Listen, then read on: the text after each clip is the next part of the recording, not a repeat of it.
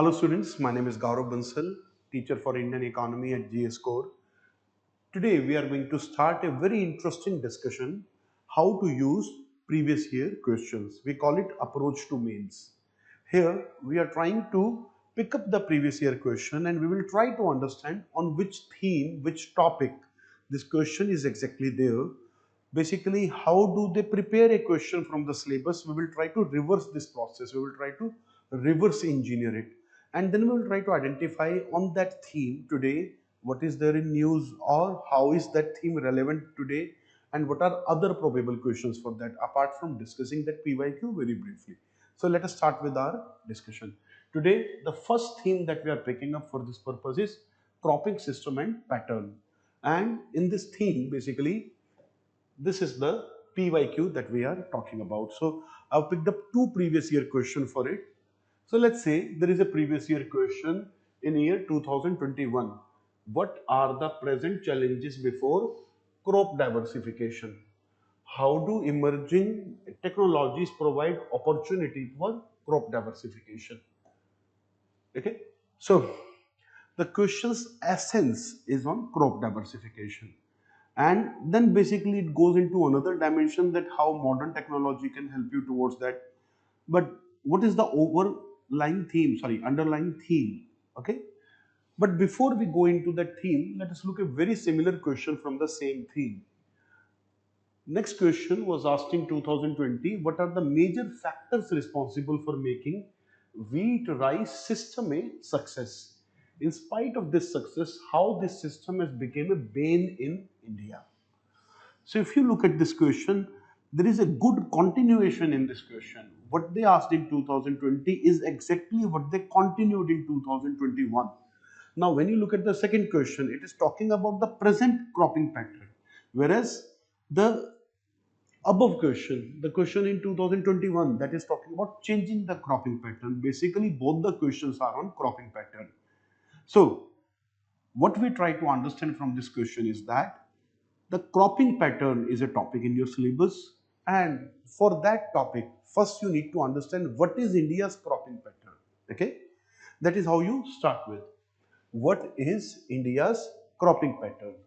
So, at present, our cropping pattern is green revolution based.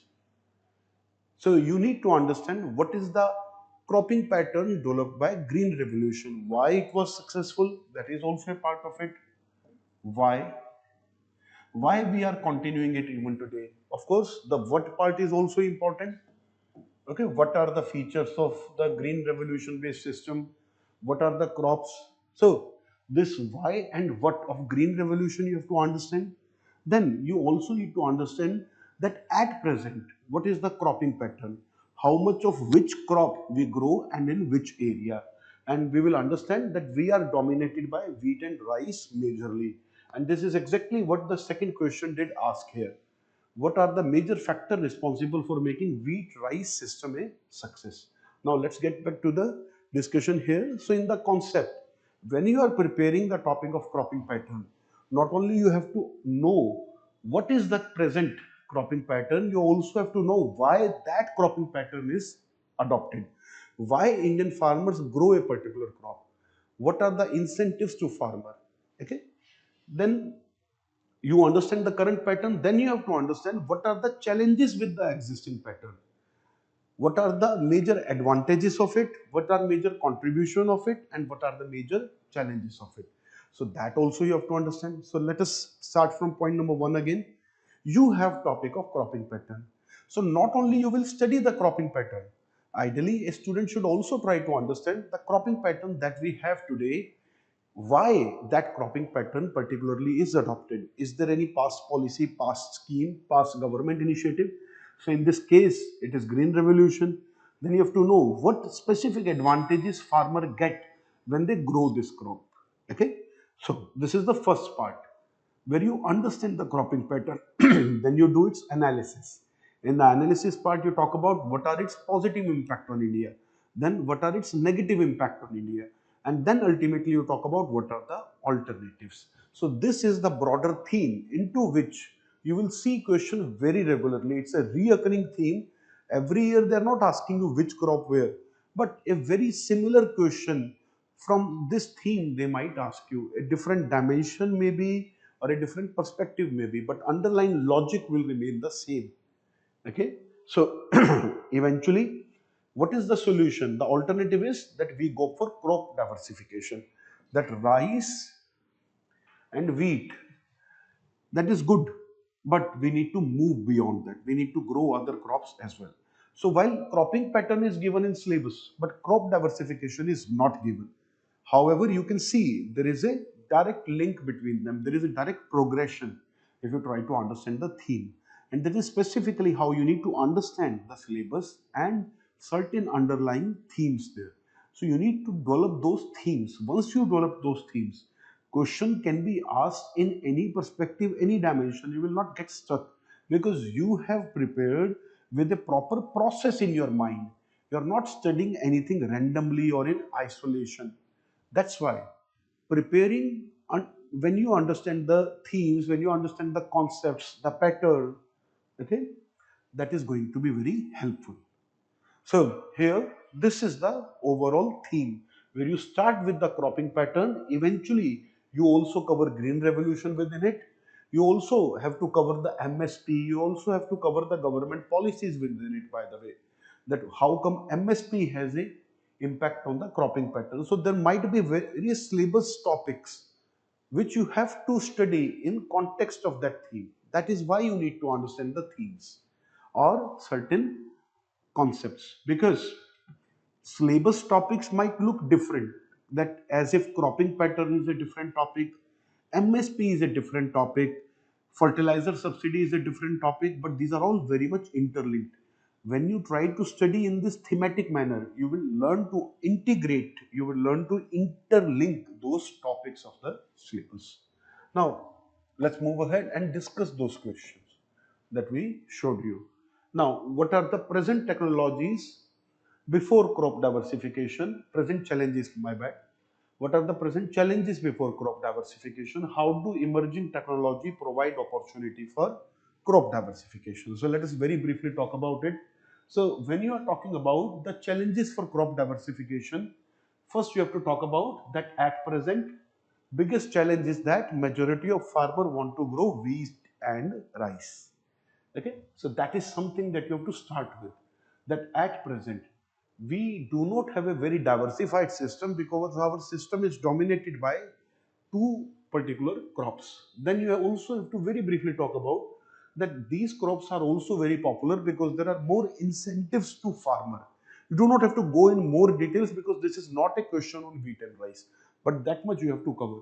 Then you briefly talk about the market access issues, that for the other crops there is very limited demand. Majority of demand is also today for wheat and rice because in 2 to 3 generations that have, let's say, grown up in the green revolution, since green revolution period, they have accustomed to the taste of wheat and rice in majority of what they eat. Okay, so majority of what we eat uses one of these two ingredient. Whatever you cook, you eat, let's say, sambar, you eat idli. Okay, I'm not saying sambar specifically, basically that overall sambar, dosa, idli. Even if you are eating that, even if you are eating, let's say, bhatura in northern India, chola bhatura, you are eating dal roti, you are eating puri. In all of them, there is always some ingredient out of these two crops. So wherever or whatever part of India you live in, it doesn't matter. You would be eating some of these crops. So majority of people want this crop. So we first need to diversify the taste of people also. Anyways, that much scope is not there in this question. So we briefly talk about there is limited demand for other crops. Then there is lack of awareness among farmers. There are large number of small farmers, or let's say relatively less educated or less aware farmers, who do not even understand if we grow some other crop, where are we going to sell, what is the model, and how much are we going to earn. So there is lack of knowledge also. In many cases, they do not even properly know where they are going to get the seed, and particularly the biggest challenge is the lack of market. So these are the challenges. So you grow wheat and rice, there is a demand for wheat and rice everywhere. You can sell it easily, but other crops you will find it challenging, except certain crops which are popular in certain areas. Then, what are the opportunities through some of the emerging technologies. So there you can talk about how precision agriculture can help farmers in reducing their production cost or maybe improving the quality of their output. So there can be different perspectives to precision agriculture. Then vertical farming, mobile platforms. So you can talk about various technologies which can help farmers towards crop diversification. For example, adopting the vegetables production, adopting other type of production systems. Okay, so their technology can help them. Then what are the probable questions? Okay, so I've discussed one of the question here. If you want me to discuss another question that was there from this theme, maybe you can comment under this video and I will include discussion of that as well. Okay, so if you think you need me to discuss, or if you think you will be benefited if I will discuss that question, I will cover that. And even on probable questions, try to submit your answers and I will check them periodically, time to time. We will check the comments and we will also comment under them that okay, these are the features of your answer, this is the weakness in your answer, or this is the strength in your answer. So you can get evaluation of your answer in the comments. So comment increasingly in the video, this comments part, and that way you can also participate. Let there be a participatory mode of discussion on this series of lectures. So, in the probable question, for example, they can ask you discuss the environmental challenges posed by wheat rice cropping pattern and suggest the alternatives. That is what they can ask you, where the focus is largely on the environmental impact of wheat and rice. So that way you have to talk about. Okay, so there are so many points. Of course, I'm not discussing that question, I'm leaving that to you. But if I have to give you a hint, you have to talk about the land degradation, soil degradation, water pollution, and the decreasing water tables, then air pollution, number of things that you have to talk about. Air pollution, for example, you can link it to the stubble burning issue in northern India. Then another question that you can practice on the same theme is critically examine how the MSP framework in India influence crop diversification and suggest policy measures to align MSP with sustainable agricultural practices. It is relatively a tough question compared to the previous one.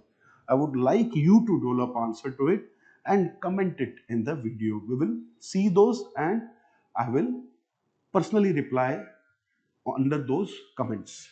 So, if I have to give a small hint for this particular question, then that would be, for example, you have to talk about that majority of the time when we announce MSP and also buy crops at MSP is for wheat and rice. While we announce MSP for more than 20 crops, but how many we actually support? We announce MSP. Announcing alone doesn't solve the farmer's problem. Just announcing the MSP but do not buying that in market is not going to ensure that farmer actually get that MSP. So if government want that farmer get a better price, then government needs to make sure that farmer also get the MSP, and then they are encouraged to grow those other crops as well. So since wheat and rice purchase government do in significant quantity for the buffer stocks, for PDS distribution, it buy them, but other crops it doesn't buy them in similar quantity at all, and that is one of the idea here. This is just one hint. There can be number of such points there, and I would like to see where and in which direction you would like to think and present your answers.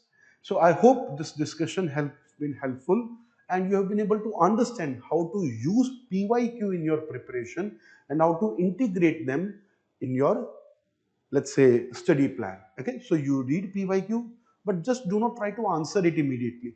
Try to think, okay, this PYQ can be linked to a broader theme under which this part of syllabus is there, and overall this practice question alternatively I can practice. Okay, so that's all. I hope this is useful and we'll meet very soon in the next video. Thank you.